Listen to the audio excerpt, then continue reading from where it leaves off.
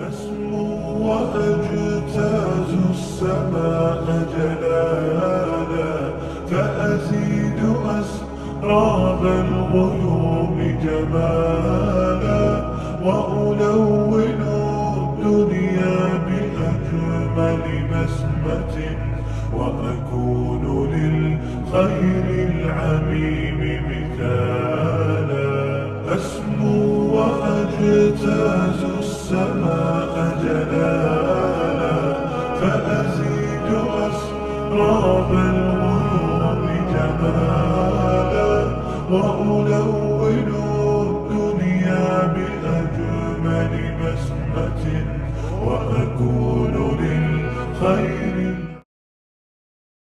Assalamualaikum warahmatullahi wabarakatuh. Waalaikumsalam warahmatullahi wabarakatuh.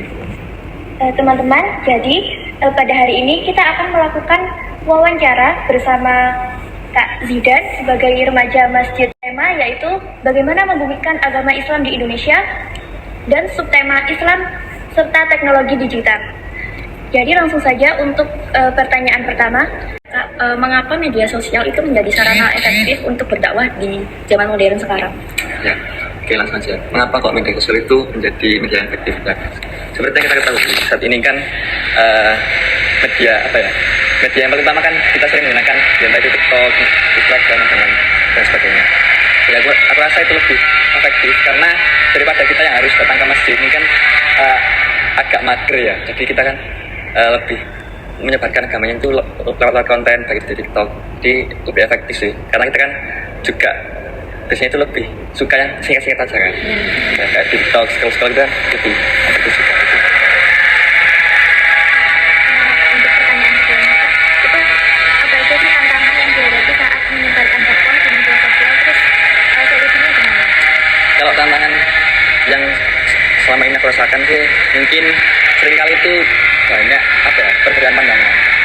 Seperti yang kita ketahui kasus kemarin yang SCTV itu kan, seperti santri yang di framing dengan segitu buruknya.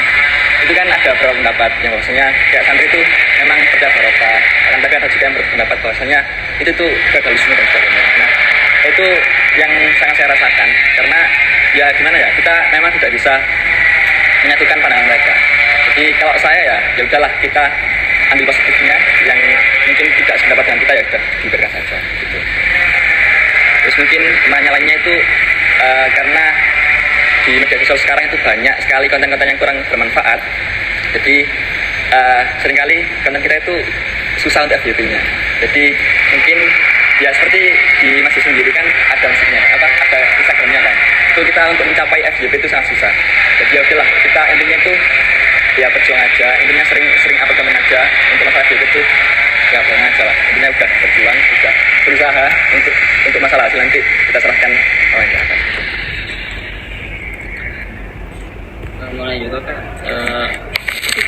jadinya untuk generasi sekarang atau generasi muda bagi kita, apa sih kayak ada nggak kayak strategi atau solusi itu, kayak misalnya yang dakwah dari media sosial kayak TikTok, Instagram, YouTube gitu-gitu, itu kayak agar lebih lebih dinikmati, agar lebih ditonton oleh generasi sekarang atau generasi muda ya. Soalnya kan tahu sendiri generasi muda ini memang menurut saya jarang ini, mungkin karena isinya tuh bukan isinya, kayak videonya tuh kayak terlalu banyak ini kayak ngomong aja, nggak ada yang khas gitu. Mungkin kalau dari aku ya mungkin lebih menyesuaikan tren aja gitu. Seperti kalau saya tuh suka banget sama kontennya Habib Ja'far, yang mana Habib Ja'far itu sangat bisa menyesuaikan tren.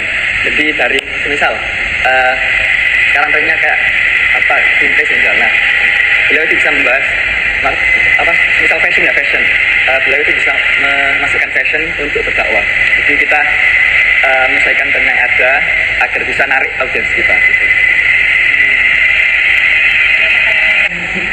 Pertanyaan yang terakhir yaitu bagaimana generasi muda dapat berperan dalam menyebarkan ajaran Islam yang rahmatan lil alamin di era modern.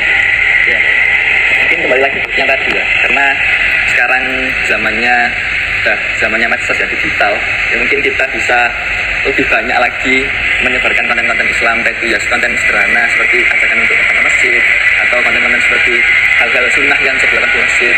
Nah, untuk apa? Nanti agar kita seenggaknya kita bisa menutup konten-konten yang mungkin negatif. Ya, jadi kita perbanyak konten-konten yang positif untuk menutup konten-konten yang negatif. Jadi itulah peran yang bisa kita lakukan untuk menyebarkan agama Islam yang